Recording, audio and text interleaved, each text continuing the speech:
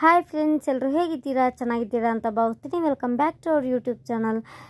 ನಿನ್ನೆ ಇಂಜೆಕ್ಷನ್ ಪಾಪುಗೆ ಕೊಡಿಸ್ಕೊಂಬಂದ್ವಿ ಫ್ರೆಂಡ್ಸ್. ಪಾಪಗಂತೂ ಫುಲ್ಲು ಫೀವರ್ ಬಂದಿತ್ತು ಅಂತಲೇ ಹೇಳ್ಬೋದು. ಪಾಪು ಫೇಸ್ ಅಂತೂ ನೋಡೋದಕ್ಕೆ ಆಗ್ತಾ ಇರಲಿಲ್ಲ. ಇವತ್ತು ಸಹಿತ ಸ್ವಲ್ಪ ಸ್ವಲ್ಪ ಅವಾಗವಾಗ ಜ್ವರ ಬರ್ತಾ ಇದೆ. ಅದರಲ್ಲೂ ಬೇರೆ ಎಷ್ಟು ಇಂಜೆಕ್ಷನ್ ಕೊಟ್ಟಿದ್ದಾರೆ ಅಂತ ಅಂದರೆ 1.5 ತಿಂಗಳಿಗೆ ನಾವು ಇಂಜೆಕ್ಷನ್ ಕೊಡಿಸ್ಕೊಂಬಂದಿರೋದು. ಪಾಪುಗೆ 3 ಇಂಜೆಕ್ಷನ್ ಕೊಟ್ಟಿದ್ದಾರೆ ಫ್ರೆಂಡ್ಸ್. ಕಾಲಿಗೆ 2, ಕೈಗೊಂದು, ಮತ್ತು ಬಾಯಿಗೆ ಡ್ರಾಪ್ಸು ಸಹಿತ ಹಾಕಿದ್ದಾರೆ. ಸಖತ್ತು ಬೇಜಾರಾಗ್ತಾ ಇದೆ. ಇಂಜೆಕ್ಷನ್ ತಡೆಯೋಕ್ಕಾಗ್ದಲೇ ಮಗು ಸಖತ್ತು ನೆನೆಯೆಲ್ಲ ಅಳ್ತಾ ಇತ್ತು. ಅದಕ್ಕೋಸ್ಕರನೇ ಪಾಪು ವಿಡಿಯೋ ಎಂತಕ್ಕೆ ಮಾಡ್ತಾ ಇಲ್ಲ ಅಂತ ಕೇಳ್ತಿದ್ರಿ ಅಲ್ವಾ? ಅದಕ್ಕೋಸ್ಕರನೇ ಇವತ್ತೇನು ತೋರಿಸೋದು ಬೇಡ, ಅವಳಿಗೆ ಸ್ವಲ್ಪ ಫೀವರ್ ಇದೆ ಅಂತ ಹೇಳ್ಬಿಟ್ಟು ನಾನು ತೋರಿಸಿಲ್ಲ. ಇವತ್ತು ಸಹಿತ ಸ್ವಲ್ಪ ಅವಳಿಗೆ ಫೀವರ್ ಇದೆ. ತುಂಬ 2 ಕಾಲು ಕೊಟ್ಟಿದ್ದಾರಲ್ವ, ನಮಗೆ 1 ಇಂಜೆಕ್ಷನ್ ತಡೆಯೋದಕ್ಕೆ ಆಗ್ತಾ ಇಲ್ಲ. ಅವಳು ನೋಡಿ ಎಷ್ಟು ಸಪ್ಪಗಿದ್ದಾಳೆ ಅಂತ. ನಾನು ಏನೇ ಮಾತಾಡಿರೋ ಸಹಿತ ಅದಕ್ಕೆ ಚೆನ್ನಾಗಿ ರಿಯಾಕ್ಷನ್ ಕೊಡೋಳು, ಚೆನ್ನಾಗಿ ಒಂಥರ ನಗಮುಕ್ತಿಯಿಂದ ಇರೋಳು. ಇವತ್ತು ಹಾಗಿಲ್ಲ ಪಾಪ. ಏನೇ ಮಾತಾಡೋಕ್ಕೋದ್ರು ಸಪ್ಪಗೆ ಹಾಗೆ ಗದ್ದ ಇಳೆ ಬಿಡ್ಕೊಂಡು ಹಾಗೆ ಸುಮ್ಮನೆ ಇರ್ತಾ ಇತ್ತು. ಪಾಪುಗೂ ಸಹಿತ ನೆನ್ನೆ ಇಂಜೆಕ್ಷನ್ ಕೊಟ್ಟಿರಲ್ವ, ಇಂಜೆಕ್ಷನ್ ಕೊಟ್ಟಿದ ತಕ್ಷಣವೇ ಸ್ನಾನ ಮಾಡಿಸೋದಕ್ಕೆ ಹೋಗಬಾರ್ದು. ಅದಕ್ಕೆ ಇವತ್ತು ನಾವು ಚೆನ್ನಾಗಿ ಪಾಪುಗೆ ಬಿಸಿ ಬಿಸಿ ಸ್ನಾನ ಮಾಡಿಸಿದ್ವಿ. ನಿನ್ನೆ ಮಾಡ್ಸೋಕೆ ಹೋದರೆ ಪವರ್ ಹೋಗ್ಬಿಡುತ್ತೆ ಫ್ರೆಂಡ್ಸ್. ಅದಕ್ಕೆ ಯಾವುದೇ ಕಾರಣಕ್ಕೂ ಸಹಿತ ಇಂಜೆಕ್ಷನ್ ಕೊಡಿಸಿದಾದ್ಮೇಲೆ ನೀವು ಸ್ನಾನ ಮಾಡಿಸೋದಕ್ಕೆ ಹೋಗ್ಬಿಡಿ. ಇವತ್ತು ಚೆನ್ನಾಗಿ ಸ್ನಾನ ಮಾಡಿಸಿ, ಮತ್ತು ಪಾಪು ಕಾಲ್ಗಂತೂ ತಣ್ಣೀರು ಬಟ್ಟೆ ಹಾಕಿ ಅಂತ ಹೇಳಿದರು. ತಣ್ಣೀರು ಬಟ್ಟೆನಂತೂ ಬೆಳಗ್ಗೆಯಿಂದಲೂ ಸಂಜೆವರೆಗೂ ನಾನು ತಣ್ಣೀರು ಬಟ್ಟೆ ಹಾಕ್ತಾ ಇದ್ದೆ. ಇವತ್ತು ಸಹಿತ ತಣ್ಣೀರು ಬಟ್ಟೆ ಕಾಲ್ಗೆ ಹಾಕಬೇಕು. ಇವಾಗ ಸ್ವಲ್ಪ ರೆಡಿ ಮಾಡಿಸಿ ಚೆನ್ನಾಗಿ ಮಲಗಿಸೋಣ ಅಂತ ಹೇಳ್ಬಿಟ್ಟು ಮಲಗಿಸ್ತಾ ಇದ್ದೀನಿ. ಅವಳಂತೂ ನಿನ್ನೆ ನಿದ್ದೆನೇ ಮಾಡ್ತಾ ಇರಲಿಲ್ಲ. ಅಮ್ಮ ಅಮ್ಮ ಅಂದ್ಕೊಂಡು ಹತ್ಕೊಂಡು ಹಾಗೆ ಕೊರಗ್ತಾ ಇತ್ತು ಪಾಪು. ಅದಕ್ಕೆ ಇವಾಗ ಸ್ವಲ್ಪ ಚೆನ್ನಾಗಿ ಮಲ್ಕೊಳ್ಳಿ ಅಂತ ಸ್ನಾನ ಮಾಡಿ ಮಲಗಿಸ್ತಾ ಇದ್ದೀನಿ. ಗುಂಡಿ ನೋಡಿ ಅರ್ಧಂಬರ್ಧ ಕಣ್ಣು ಬಿಟ್ಕೊಂಡು ಮಲ್ಕೊಳ್ಳೋ ಬೇಡವಾ ಅಂತ ನೋಡ್ತಾ ಇದೆ. ಇನ್ನೂ ಟಾನಿಕ್ ಹಾಕಿಲ್ಲ, ಟಾನಿಕ್ ಬೇರೆ ಹಾಕಬೇಕು. ಯಾವಾಗ ಜ್ವರ ಬರುತ್ತೆ ಅವಾಗವಾಗ ಹಾಕಿ ಅಂತಲೂ ಸಹಿತ ಹೇಳಿದ್ದಾರೆ. ಡಾಕ್ಟರ್ ಹತ್ರನೇ ಹೋಗಿ ರಂಗ ಟಾನಿಕನ್ನು ಬರೆಸ್ಕೊಂಬಂದಿದ್ದಾನೆ. ನಿಮಗೂ ಸಹಿತ ತೋರಿಸ್ತೀನಿ ಫ್ರೆಂಡ್ಸ್. ಎಲ್ಲ ಮಕ್ಕಳಿಗೂ ಸಹಿತ ಹಾಕ್ಬೋದು. ಫೀವರ್ ಬಂದಿದ್ದ ಮಕ್ಕಳಿಗೆ ಹಾಕ್ಬೋದು. ಇಂಜೆಕ್ಷನ್ ಕೊಟ್ಟಿರ್ತಾರೆ ನೋಡಿ, ಆ ಪವರು ಸ್ವಲ್ಪ ನೋವು ಕಡಿಮೆ ಆಗಲಿ ಮತ್ತು ಫೀವರ್ ಬಂದಾಗ ಫೀವರ್ ಹೋಗಲಿ ಅನ್ನೋ ಕಾರಣಕ್ಕೋಸ್ಕರ ಮಕ್ಕಳಿಗೆ ಕೊಟ್ಟಿರೋದು. ಮಕ್ಕಳು ಡಾಕ್ಟ್ರ್ ಹತ್ರನೇ ಬರೆಸ್ಕೊಂಬಂದಿದ್ದಾರೆ ನನ್ನ ಹಸ್ಬೆಂಡು. ಅವ್ರು ತುಂಬ ಪರಿಚಯ ಅಲ್ವಾ, ಅದಕ್ಕೆ ಪಾಪು ಏನು ಕರ್ಕೊಂಡೋಗಿರಲಿಲ್ಲ. ಪರಿಚಯ ಆಗಿರೋದ್ರಿಂದ ಪಾಪುಗೆ ಬರ್ಕೊಟ್ಟಿದ್ದಾರೆ. ನಿಮಗೂ ಏನಾದರೂ ಬೇಕು ಅಂದರೆ ಪಾಪ ಒಬ್ಬೊಬ್ಬರು ಹೋಗೋದಕ್ಕೆ ಆಗ್ತಾ ಇರೋದಿಲ್ಲ. ಅದಕ್ಕೆ ಆಮೇಲಿಂದ ತೋರಿಸ್ತೀನಿ ಯಾವುದು ಟಾನಿಕ್ ಅಂತ. ನೀವು ಸ್ಕ್ರೀನ್ಶಾಟ್ ತೊಗೊಂಡು ನೀವು ಅಲ್ಲಿ ಹೋಗಿ ತೋರಿಸಿದ್ರೆ ಅದನ್ನು ಕೊಡ್ತಾರೆ. ಇವಾಗ ಸ್ವಲ್ಪ ಪಾಪುನ ಮಲಗಿಸಿದ್ದಾಯಿತು ಫ್ರೆಂಡ್ಸ್. ನಾನು ಸಹಿತ ಅಮ್ಮ ಬಿಸಿ ಬಿಸಿಯಾಗಿ ತಟ್ಟೆ ಇಡ್ಲಿ ಮಾಡಿದ್ರು. ಎಷ್ಟು ಸಾಫ್ಟಾಗಿತ್ತು ಅಂತ ಅಂದರೆ ತುಂಬ ಸಾಫ್ಟಾಗಿತ್ತು. ನೋಡ್ತಿರ್ಬೋದು, ಇಡ್ಲಿ ಅಕ್ಕಿಯಿಂದ ನಾವು ಮಾಡಿದ್ದು. ನೆನ್ನೆ ತಾನೇ ಡಿಮಾರ್ಟಿಗೆ ಹೋಗಿ ಬಂದ್ವಿ ಅಲ್ವಾ, ರೇಷನ್ ಎಲ್ಲ ತೊಗೊಂಬಂದಿದ್ರು. ನಮ್ಮ ಮನೇಲಿ ಚಿಕ್ಕ ಮಕ್ಕಳು ಇರೋದ್ರಿಂದ ವಾರದಲ್ಲಿ 2 ಟೈಮ್ಸ್ ಆದ್ರೂ ನಾವು ಇಡ್ಲಿ ಮಾಡಬೇಕಾಗುತ್ತೆ. ತಟ್ಟೆ ಇಡ್ಲಿ ಏನಾದ್ರು ಸರಿ, ಗುಂಡಿ ಇಡ್ಲಾದ್ರು ಸರಿ, ಎರಡರಲ್ಲೊಂದು ಮಾಡಬೇಕಾಗುತ್ತೆ. ಬೇಳೆ ಸಾಂಬಾರು ಮತ್ತು ಚಟ್ನಿನೂ ಸಹಿತ ಮಾಡಿದ್ರು ಫ್ರೆಂಡ್ಸ್. ಮತ್ತು ಎಷ್ಟೋ ಜನ ಕೇಳ್ತಾ ಇದ್ದೀರಾ, ಸಿಸ್ಟರ್ ನಿಮ್ಮದು ಫುಡ್ ರೋಟೀನ್ ತೋರಿಸ್ತಾನೆ ಇಲ್ಲ, ತೋರಿಸಿ ನಮಗೂ ಸಹಿತ ಹೆಲ್ಪ್ಫುಲ್ ಆಗುತ್ತೆ ಅಂತ. ಖಂಡಿತವಾಗಿ ತೋರಿಸ್ತೀನಿ ಫ್ರೆಂಡ್ಸ್. ಸ್ವಲ್ಪ ಬ್ಯುಸಿ ಇರೋದ್ರಿಂದ ಆಗ್ತಾನೆ ಇಲ್ಲ. ನಾನು ಸ್ವಲ್ಪ ರೆಸ್ಟ್ ಮಾಡಬೇಕು. ಪಾಪಗೂ ಸಹಿತ ಇವಾಗ ಬೇರೆ ಹುಷಾರಿಲ್ಲ ಅಲ್ವಾ, ಅವಳನ್ನ ಒಂದು 2 ಡೇಸ್ ಚೆನ್ನಾಗಿ ನೋಡ್ಕೊಳ್ಬೇಕಾಗುತ್ತೆ. ಅದಕ್ಕೆ ಸ್ವಲ್ಪ ದಿನ ಹೋಗಲಿ, ಇನ್ನೊಂದು ವೀಕ್ ಒಳಗಡೆ ನಾನು ಫುಡ್ ರೋಟೀನ್ ಯಾವ ರೀತಿಯಾಗಿ ನಂದು ಬಾಣಂತನದಲ್ಲಿ ಇರುತ್ತೆ, ಹೆಲ್ದಿಯಾಗಿರೋ ಫುಡ್ ರೋಟೀನ್ ನಿಮಗೆ ತೋರಿಸ್ತಾ ಹೋಗ್ತೀನಿ. ಪಾಪ ಎಷ್ಟೋ ಜನ ನಮಗೂ ಹೆಲ್ಪ್ಫುಲ್ ಆಗುತ್ತೆ, ಒಬ್ಬರೇ ಇರ್ತೀವಿ, ನಮಗೆ ಗೊತ್ತಿರೋದಿಲ್ಲ, ತೋರಿಸಿ ಅಂತ ಕೇಳ್ತಾ ಇದ್ರಿ. ಆದಷ್ಟು ಬೇಗನೆ ವಿಡಿಯೋ ಮಾಡಿ ಹಾಕ್ತೀನಿ ಫ್ರೆಂಡ್ಸ್. ನೋಡಿ, ಮೃದುವಾಗಿ ಮಲ್ಲಿಗೆ ಇಡ್ಲಿ ಥರ ಬಂದಿತ್ತು. ಚೆನ್ನಾಗಿ ನನಗೆ ಬೇಳೆ ಸಾಂಬಾರ್ಜಿಗೆ ಚೆನ್ನಾಗಿರುತ್ತೆ. ಓಕೆ ಫ್ರೆಂಡ್ಸ್, ಇವಾಗ ಪಾಪುಗೆ ಸಾಕ್ಸ್ ಎಲ್ಲ ಹಾಕಿ ಮಲಗಿಸಿದ್ದೀನಿ. ಟೋಪಿ ಹಾಕ್ತಾ ಇದ್ದೆ. ಟೋಪಿನಂತೂ ಅವಳು ಹಾಕಿಸ್ಕೊಳ್ಳೋದು ಇಲ್ಲ, ಮುಖದ ಮೇಲೆಲ್ಲ ಎಳ್ಕೊಂಡ್ಬಿಡ್ತಾಳೆ. ಸ್ವಲ್ಪ ಲೂಸ್ ಇದೆ ಟೋಪಿ, ಅದಕ್ಕೆ ಸ್ವಲ್ಪ ಟೋಪಿ ಏನೋ ಹಾಕಿಸ್ಕೊಂಡಿಲ್ಲ. ಹಾಗೆ ಬೆಚ್ಚಿಗೆ ಒತ್ತಿ ಮಲಗಿಸಿದ್ದೀನಿ. ಪಾಪ ನೋವಂತೂ ತಡೆಯೋದಕ್ಕೆ ಆಗ್ತಾಯಿಲ್ಲ ಅವಳಿಗೆ. ನನಗೂ ಸಖತ್ತು ಬೇಜಾರಾಗ್ತಾ ಇದೆ ಪಾಪ. 3 ಇಂಜೆಕ್ಷನ್ ಒಂದೇ ಸರಿ ಕೊಡ್ತಾರೆ ಅಂದರೆ ಸಖತ್ತು ಬೇಜಾರಾಗುತ್ತೆ ಅಲ್ವಾ. ಅದು ಮಗು ಹೇಗೆ ತಡ್ಕೊಳುತ್ತೆ ಏನೋ ನನಗಂತೂ ಗೊತ್ತಾಗ್ತಾ ಇಲ್ಲ. ಫುಲ್ಲು ಜ್ವರ ಬರ್ತಾ ಇದೆ, ಅವಾಗವಾಗ ಜ್ವರ ಬರ್ತಾ ಇದೆ. ನಾವು ಸಹಿತ ಟಾನಿಕ್ ಹಾಕ್ತಾ ಇದ್ದೀವಿ. ಟಾನಿಕ್ಕು ಸಹಿತ ನಿಮಗೆ ಆಮೇಲೆ ತೋರಿಸ್ತೀನಿ. ಟಾನಿಕ್ ಹಾಕಿದ ಮೇಲೆ ದಿನಕ್ಕೆ ಯಾವಾಗ ಜ್ವರ ಬರುತ್ತೆ ನೋಡಿ, ದಿನಕ್ಕೆ ಇಷ್ಟು ಅಂತ ಗೊತ್ತಿಲ್ಲ, ಆದರೆ ಯಾವಾಗ ಜ್ವರ ಬರುತ್ತೆ ನೋಡಿ ಅವಾಗೆಲ್ಲ ಹಾಕಬೇಕು ಅಂತ ಡಾಕ್ಟರ್ ಬರೆದು ಕೊಟ್ಟಿದ್ದಾರೆ. ನಾವು ಪಾಪು ಹಾಸ್ಪಿಟಲ್ಗೆ ತೋರಿಸೋದು ಬಂದ್ಬಿಟ್ಟು ಮಕ್ಕಳು ಡಾಕ್ಟ್ರ್ ಹತ್ರ ತೋರಿಸ್ತೀವಿ. ಬರೀ ಮಕ್ಕಳನ್ನ ಮಾತ್ರ ನೋಡೋದಲ್ಲಿ ತುಂಬ ಚೆನ್ನಾಗಿ ನೋಡ್ತಾಳೆ, ಏನೇ ತೊಂದರೆ ಇದ್ದು ಸಹಿತ ಫುಲ್ಲು ಅವರು ನೋಡಿ ನಮಗೆ ತಿಳಿಸ್ತಾರೆ ಅಂತಲೇ ಹೇಳ್ಬೋದು. ಪಾಪು ಜಾಸ್ತಿ ನಿದ್ದೆ ಮಾಡ್ತಾ ಇದ್ದಾಳೆ. ಎದ್ದು ನಗುಮುಖ ನಾನೇನಾದ್ರು ಮಾತಾಡ್ತಿದ್ರೆ ಸ್ವಲ್ಪ ಆ್ಯಕ್ಷನ್ ಮಾಡೋಳು, ಅದು ಸಹಿತ ಮಾಡ್ತಾ ಇಲ್ಲ. ಸಖತ್ತು ಬೇಜಾರಾಗ್ತಾ ಇದೆ. ಮಲಗಿಸಿದ್ದೀನಿ ಇವಾಗ. ಸ್ವಲ್ಪ ದಿನ ಹಾಗೆ ಅಲ್ವಾ, ಇಂಜೆಕ್ಷನ್ ಮಾತ್ರ ಕೊಡಿಸ್ಲೇಬೇಕಾಗುತ್ತೆ ಫ್ರೆಂಡ್ಸ್. ಯಾರೆಲ್ಲ ಮಕ್ಕಳು 1.5 ಮಂತ್ ಇದ್ದೀರಾ ನೋಡಿ, ಖಂಡಿತವಾಗಿಯೂ ಹೋಗಿ ನೀವು ಇಂಜೆಕ್ಷನ್ನ ಕೊಡಿಸ್ಕೋಬೇಕಾಗುತ್ತೆ. ಗೌರ್ಮೆಂಟ್ ಹಾಸ್ಪಿಟಲ್ ಆದರೂ ಸರಿ, ನೀವು ಪ್ರೈವೇಟ್ ಹಾಸ್ಪಿಟಲ್ ಆದರೂ ಸರಿ, ಎಲ್ಲಿ ಬೇಕಾದ್ರೂ ಕೊಡಿಸ್ಕೋಬೋದು. ಆದರೆ ಖಂಡಿತವಾಗಿಯೂ ಈ ಒಂದು ಇಂಜೆಕ್ಷನ್ ತಪ್ಪಿಸೋದಕ್ಕೆ ಹೋಗ್ಬೇಡಿ. ಇಂಜೆಕ್ಷನ್ ತಪ್ಪಿಸಿದ್ರೆ ಮಗು ಮುಂದೆ ಸ್ವಲ್ಪ ಈ ರೀತಿ ಅಂಗವಿಕಲ ಆಗೋದು ಅದೆಲ್ಲ ಆಗ್ತಾ ಇರುತ್ತೆ. ಅದಕ್ಕೋಸ್ಕರನೇ ಮಿಸ್ ಮಾಡೋದಕ್ಕೆ ಹೋಗಬೇಡಿ. ಮಗುನ ಸ್ವಲ್ಪ ಕೇರಾಗಿ ಈ ಟೈಮಲ್ಲಿ ನೋಡಿ, ಯಾವಾಗ ಡಾಕ್ಟರ್ ಇಂಜೆಕ್ಷನ್ ಕೊಡಿಸೋದಕ್ಕೆ ಹೇಳ್ತಾರೆ ನೋಡಿ, ಅವಾಗೆಲ್ಲ ಹೋಗಿ ಕೊಡಿಸ್ಕೊಂಡ್ಬರ್ಬೇಕಾಗುತ್ತೆ. ನಾವು ಸಹಿತ ಫೈನಲಾಗಿ 1.5 ಮಂತಿದ್ದು ಇಂಜೆಕ್ಷನ್ ಆಯಿತು ಫ್ರೆಂಡ್ಸ್. ಮಲ್ಕೊಂಡಿದ್ದಾಳೆ. ತೋಡ್ತೀನಿ. ಆಮೇಲೆ ಸ್ವಲ್ಪ ತಣ್ಣೀರು ಬಟ್ಟೆ ಹಾಕಬೇಕು ಪಾಪಗೂ ಸಹಿತ. ತಣ್ಣೀರು ಬಟ್ಟೆ ಹಾಕಿ ಸ್ವಲ್ಪ ಇಂಜೆಕ್ಷನ್ ಸ್ವಲ್ಪ ನೋವು ಕಡಿಮೆ ಆಗುತ್ತೆ ಅಂತ ತಣ್ಣೀರು ಬಟ್ಟೆ ಹಾಕ್ತೀನಿ. ಟಾನಿಕ್ಕು ಸಹಿತ ಹಾಕಬೇಕು ಫ್ರೆಂಡ್ಸ್. ನನಗಂತೂ ಏನು ಹೇಳಬೇಕು ಅಂತ ಗೊತ್ತಾಗ್ತಾ ಇಲ್ಲ. ಮಕ್ಳಿಗಂತೂ ಜ್ವರ ಬಂದರೆ ತಡೆಯೋದಕ್ಕಾಗೋದಿಲ್ಲ ಅಲ್ವಾ. ಅದು ಪುಟಾಣಿ ಪಾಪು ತಡೆಯೋದಕ್ಕೆ ಆಗ್ತಾಯಿಲ್ಲ ನನಗಂತೂ. ನನ್ನ ಹಸ್ಬೆಂಡ್ಗೂ ಅಷ್ಟೇ ಫುಲ್ಲು ಬೇಜಾರಾಗಿಬಿಟ್ಟಿದ್ದಾರೆ. ಪಾಪುಗೆ ಜ್ವರ ಬಂದಿರೋದು ನೋಡ್ಬಿಟ್ಟು. ಇಂಜೆಕ್ಷನ್ ಕೊಟ್ಟಮೇಲೆ ಜ್ವರ ಬರ್ತಾರೆ ಅಂತ ಅವರೇ ಮುಂಚೆಯಲ್ಲೇ ಹೇಳಿದ್ರು. ನೋಡೋಣ, ಆಮೇಲೆ ತೋರಿಸ್ತೀನಿ ಪಾಪುನ ನಿಮಗೆ. ಇವಾಗ ಇಲ್ಲಿ ಈವ್ನಿಂಗ್ ಆಗ್ತಾ ಬರ್ತಾ ಇದೆ ಫ್ರೆಂಡ್ಸ್. ಯಶು ನಾನು ಹಾಲನ್ನು ಕುಡಿತಾ ಇದ್ದೀವಿ. ಕಾಫಿಯನ್ನು ಕುಡಿಯೋದಕ್ಕೆ ಹೋಗೋದಿಲ್ಲ. ಒಬ್ಬೊಬ್ಬರು ಜಾಸ್ತಿ ಕಾಫಿ ಕುಡಿತಾ ಇರ್ತೀರ, ಕಾಫಿ ಲವರು ಇರೋರು. ನಾನು ಅಷ್ಟೇ ಕಾಫಿ ಲವರ್ ಅಂತಲೇ ಹೇಳ್ಬೋದು. ಆದರೆ ಈ ಟೈಮಲ್ಲಿ ಕುಡಿಬಾರ್ದು ಫ್ರೆಂಡ್ಸ್. ನೀವು ಈ ಟೈಮಲ್ಲಿ ಕುಡಿದ್ರೆ ಮಗುವಿಗೆ ಕಫ ಬರೋದು ಮತ್ತು ಹಲವಾರು ಕಾಯಿಲೆಗಳು ಬರೋ ಚಾನ್ಸಸ್ ಇರುತ್ತೆ ಅಂತಲೇ ಹೇಳ್ಬೋದು. ಅದಕ್ಕೋಸ್ಕರನೇ ಕಾಫಿನಂತೂ ಕುಡಿಯೋದಕ್ಕೆ ಹೋಗಬೇಡಿ ಅಂತ ಕೇಳ್ಕೊತೀನಿ. ಎಲ್ಲೋ ಒಂದೊಂದು ಟೈಮ್ ತಲೆನೋವು ಬಂದಾಗ 1 ಗ್ಲಾಸ್ ಕುಡೀರಿ ಅಷ್ಟೇ ಸಾಕು. ಇವಾಗ ಡ್ರೈ ಫ್ರೂಟ್ಸ್ ಬಿಸ್ಕೆಟ್ಸನ್ನು ನೆಂಚ್ಕೊಂಡು ತಿಂತಾಯಿದ್ದೀನಿ. ಈ ಡ್ರೈ ಫ್ರೂಟ್ಸ್ ಬಿಸ್ಕೆಟ್ ಬಂದುಬಿಟ್ಟು ನನ್ನ ಫೇವ್ರೇಟ್ ಅಂತಲೇ ಹೇಳ್ಬೋದು ಫ್ರೆಂಡ್ಸ್. ಹಂಗೆ ನನಗೋಸ್ಕರನೇ ಡ್ರೈ ಫ್ರೂಟ್ಸ್ ಬಿಸ್ಕೆಟನ್ನು ತರ್ತಾನೆ. ನನಗೆ ತುಂಬ ಅಂದರೆ ತುಂಬ ಇಷ್ಟ. ಡಿಮಾರ್ಟ್ಗೆ ಹೋದರೆ ತಪ್ಪಿಸೋದಿಲ್ಲ, ಖಂಡಿತವಾಗಿ ತರ್ತಾನೆ. ಇವಾಗ ನೋಡಿ ಪಾಪುನ ಸಹಿತ ಎದ್ದಿದ್ದಾಳೆ. ಇವಾಗ ಚೆನ್ನಾಗಿ ಸ್ವಲ್ಪ ನಗುಮುಖದಿಂದ ಇದ್ದಾಳೆ ಅಂತಲೇ ಹೇಳ್ಬೋದು. ಚೆನ್ನಾಗಿ ಆಟ ಆಡ್ತಾಳೆ, ಪರವಾಗಿಲ್ಲ. ಅನ್ನೇ ಅಂತೂ ಫುಲ್ಲು ಕಣ್ಮುಚ್ಚೋಳು ಮತ್ತು ಅಳೋಳು ಅದೆಲ್ಲ ಆಗ್ತಾಯಿತ್ತು ನೋಡಿ. ತೊಡೆಗೆ ಸ್ವಲ್ಪ ತಣ್ಣೀರು ಬಟ್ಟೆನ ಹಾಕಿ ಅಂತ ಹೇಳಿದರು ಡಾಕ್ಟರ್. ಏನು ಹೇಳ್ತಾರೆ ಅದನ್ನು ಹಾಕಿ ಫ್ರೆಂಡ್ಸ್. ನೀವಂತೂ ಇಂಜೆಕ್ಷನ್ ಕೊಟ್ಟ ಮೇಲೆ ಸ್ವಲ್ಪ ಏನೇನೋ ಮಾಡೋದು ಅದೆಲ್ಲ, ಉಪ್ಪಿನಕಾಯಿ ಕೊಡೋಕೆ ಹೋಗೋದು, ಐಸ್ ಕ್ಯೂಬ್ ಹಾಕೋದು, ಪವರು ಹೋಗ್ಬಿಡುತ್ತೆ, ಅದೆಲ್ಲ ಹಾಕೋದಕ್ಕೆ ಹೋಗ್ಬೇಡಿ. ಇಂಜೆಕ್ಷನ್ ಪವರು ಹಾಗೇ ಇರಬೇಕು. ಹಾಗಿದ್ದರೆ ಇಂಜೆಕ್ಷನ್ನು ಕೊಟ್ಟಿದ್ದಕ್ಕೂ ಸಾರ್ಥಕ ಆಗುತ್ತೆ ಅಂತ ಹೇಳ್ತಾರೆ.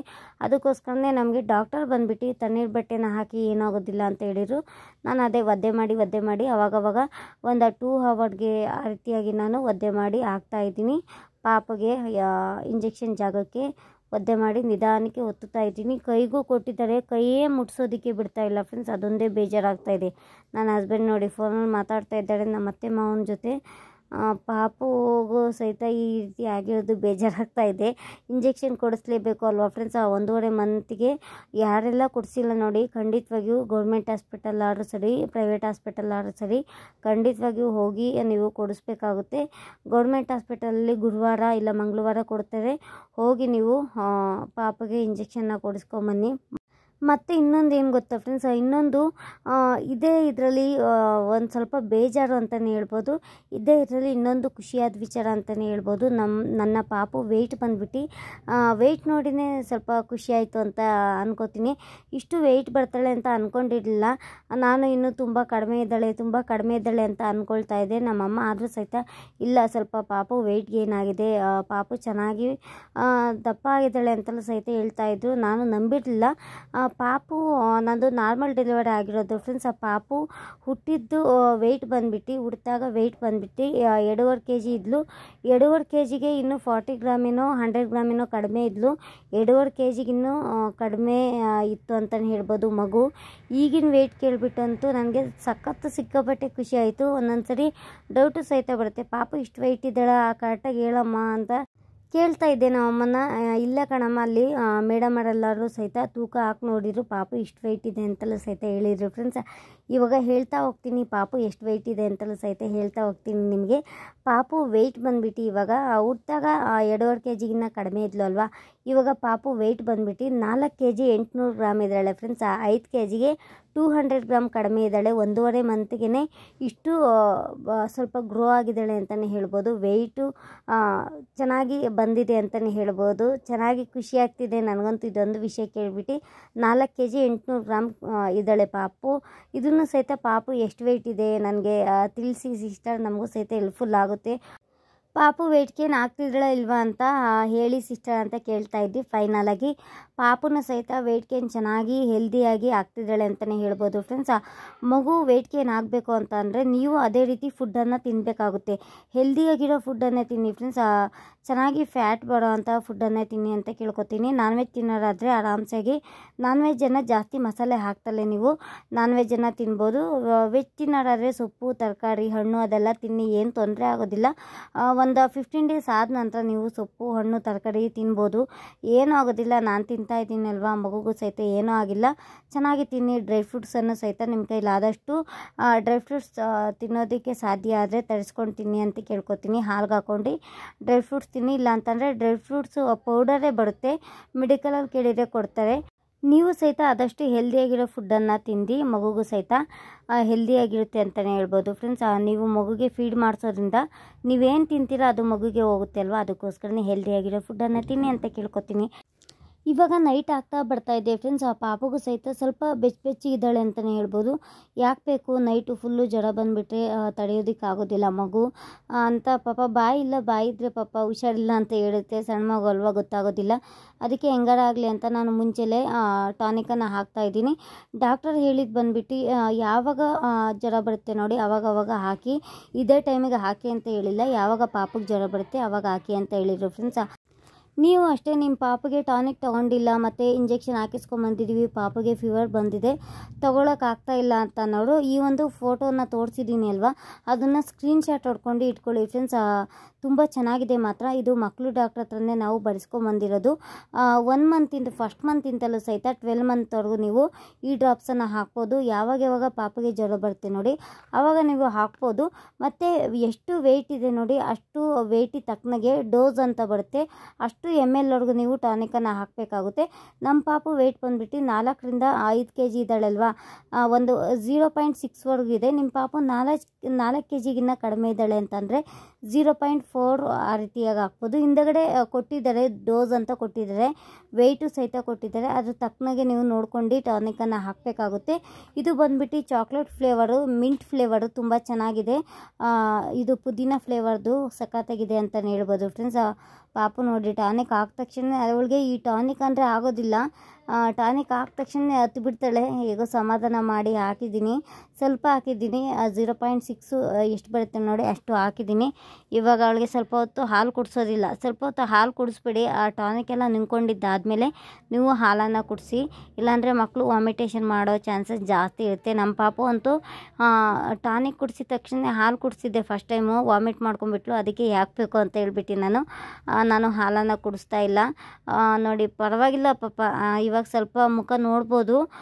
ಒಂದು ಸ್ವಲ್ಪ ಕೈ ಮುಟ್ಟೋಂಗಿಲ್ಲ, ಕಾಲು ಮುಟ್ಟೋಂಗಿಲ್ಲ. ಅವಳು ಸಹಿತ ಕಾಲು ಆ ಕಡೆ ಈ ಕಡೆ ಅಲ್ಲಾಡಿಸ್ಬೇಕಾದ್ರೆ ನೋವಾಗುತ್ತೇನೋ, ಒಂದೊಂದು ಟೈಮು ಜೋರಾಗಿ ಹತ್ಬಿಡ್ತಾಳೆ. ಅದೊಂದೇ ಬೇಜಾರಾಗುತ್ತೆ ಫ್ರೆಂಡ್ಸ್. ಇನ್ನೊಂದು ಖುಷಿಯಾದ ವಿಚಾರ ಅಂತಂದರೆ ಪಾಪದ್ದು ಸಹಿತ ವೆಯ್ಟು ಸ್ವಲ್ಪ ಜಾಸ್ತಿ ಆಗಿದೆ ಅಂತ ಒಂದು ಖುಷಿ ಆದರೆ, ಇನ್ನೊಂದು ಕಡೆ ಸ್ವಲ್ಪ ಬೇಜಾರು ಸಹಿತ ಆಗ್ತಾಯಿದೆ. ಹೇಗೋ ಹಾಗೆ ಮಾತಾಡಿಸ್ಕೊಳ್ತಾ ಮಲಗಿಸ್ತಾ ಇದ್ದೀವಿ. ಈ ಟೈಮಲ್ಲಿ ಮಕ್ಕಳನ್ನ ಆದಷ್ಟು ಚೆನ್ನಾಗಿ ಮಾತಾಡಿಸ್ಬೇಕು. ಅವಳು ಸಹಿತ ಒಂದೇ ಕಡೆ ನೋಡ್ಕೊಳ್ತಾ ಅದೇ ಗೆಂದಲ್ಲಿ ಇರ್ತಾಳೆ, ನೋವಿನ ಕಡೆನೇ ಗಮನ ಕೊಡ್ತಾ ಇರ್ತಾರೆ. ಆ ಟೈಮಲ್ಲಿ ನಾವು ಮಕ್ಕಳನ್ನ ಆದಷ್ಟು ಬೇರೆ ಕಡೆ ಡೈವರ್ಟ್ ಮಾಡೋದಕ್ಕೆ ಸ್ವಲ್ಪ ನಾವು ಸಹಿತ ಪ್ರಯತ್ನ ಪಡಬೇಕು ಅಂತ ಅಂದ್ಕೊಳ್ತೀನಿ ಫ್ರೆಂಡ್ಸ್. ಪಾಪು ನೋಡಿ ಹಾಗೆ ಮಲಗಿಸ್ತಾ ಇದ್ದೀನಿ, ಮಾತಾಡ್ಕೊಳ್ತಾ ಚೆನ್ನಾಗಿ ಮಲ್ಕೊಂಡ್ಬಿಡ್ತಾಳೆ ಅವಳು ಈಗ. ಇನ್ನೇನು ಇಲ್ಲ ಫ್ರೆಂಡ್ಸ್, ಆ ಪಾಪಗೂ ಸಹಿತ ಇವಾಗ ಸ್ವಲ್ಪ ಪರವಾಗಿಲ್ಲ. ಫೀವರು ನೆನ್ನೆ ಅಂತೂ ಬೆಂಕಿ ಜ್ವರ ಬಂದಂಗೆ ಆಗಿಬಿಟ್ಟಿತ್ತು. ನಾವಂತೂ ಅವರು ಮುಂಚೆ ಹೇಳ್ಬಿಟ್ಟಿದ್ರು ಇಂಜೆಕ್ಷನ್ ಕೊಟ್ಟಾದಮೇಲೆ ಪಾಪುಗೆ ಫೀವರ್ ಬಂದುಬಿಡುತ್ತೆ, ನೀವು ಡಾಕ್ಟರ್ ಹತ್ರ ಹೋಗಿಬಿಟ್ಟು ಟಾನಿಕನ್ನು ಬರೆಸ್ಕೊಂಬನ್ನಿ ಅಂತ. ನನ್ನ ಹಸ್ಬೆಂಡು ಇಮಿಡಿಯೇಟಾಗಿ ಹೋಗಿ ಪಾಪುಗೆ ಏನೇನು ಬೇಕು ಅದೆಲ್ಲ ಟಾನಿಕ್ ಎಲ್ಲ ಬರೆಸ್ಕೊಂಬಂದಿದ್ರು. ನಿಮಗೂ ಸಹಿತ ಹೆಲ್ಪ್ಫುಲ್ ಆಗುತ್ತೆ ಫ್ರೆಂಡ್ಸ್. ಹೋಗಿ ಮೆಡಿಕಲಲ್ಲಿ ಹೋಗಿ ಚೆಕ್ ಮಾಡಿಸ್ಕೊಂಡು ಈ ಟಾನಿಕನ್ನು ತೊಗೊಂಬನ್ನಿ ಅಂತ ಹೇಳ್ತೀನಿ ಅಷ್ಟೇ. ನಿಮಗೂ ಹೆಲ್ಪ್ಫುಲ್ ಆಗಲಿ ಅಂತ ಹೇಳ್ತೀನಿ. ನನ್ನ ವಿಡಿಯೋದಲ್ಲಿ ಹೆಲ್ಪ್ಫುಲ್ ಆಗೋ ವಿಡಿಯೋಸನ್ನೇ ಮಾಡ್ತಾ ಇರ್ತೀನಿ ಫ್ರೆಂಡ್ಸ್. ಪಾಪ ಎಷ್ಟೋ ಜನ ಕೇಳ್ತಾ ಇರ್ತೀರ, ಮತ್ತು ನಿಮ್ಮ ಕೈಲಿ ಡಾಕ್ಟರ್ ಹತ್ರನೂ ಸಹಿತ ಹೋಗೋದಕ್ಕಾಗೋದಿಲ್ಲ ಅಲ್ವಾ, ಅದಕ್ಕೋಸ್ಕರ ನಾನು ಫೋಟೋ ಹಾಕಿದ್ದೀನಿ ನೋಡಿ, ನೀವು ಇದು ಮಾಡ್ಕೊಂಬನ್ನಿ ತೊಗೊಂಬನ್ನಿ ಅಂತ ಕೇಳ್ತೀನಿ.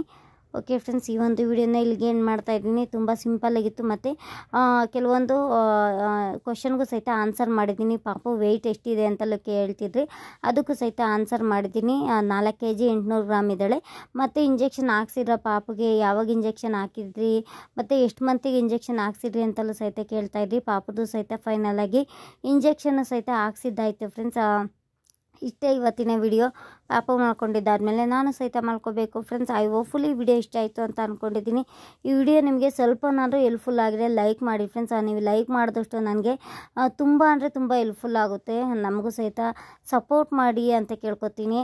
ಮತ್ತು ಇನ್ನೊಂದು ರಿಕ್ವೆಸ್ಟ್ ಫ್ರೆಂಡ್ಸ್ ನನ್ನ ಕಡೆಯಿಂದ, ನಿಮ್ಮ ಫ್ರೆಂಡ್ಸ್ಗೆ ಫ್ಯಾಮಿಲಿಗೆ ಸಹಿತ ಒಂದು ಸ್ವಲ್ಪ ಶೇರ್ ಮಾಡಿ ಅಂತ ಕೇಳ್ಕೊತೀನಿ. ನೀವು ಶೇರ್ ಮಾಡಿದಷ್ಟು ಇನ್ನೂ ಸ್ವಲ್ಪ ನಾನು ಗ್ರೋ ಆಗ್ಬೋದು ಅಂತ ಕೇಳ್ಕೊತೀನಿ. ಅಷ್ಟೇ ಫ್ರೆಂಡ್ಸ್, ಇನ್ನೇನೇ ಇಲ್ಲ. ಓಕೆ, ಬಾಯ್ ಬಾಯ್. ನಾಳೆ ಮತ್ತೊಂದು ಹೊಸ ವಿಡಿಯೋ ಜೊತೆ ನಿಮಗೆ ಸಿಗ್ತೀನಿ.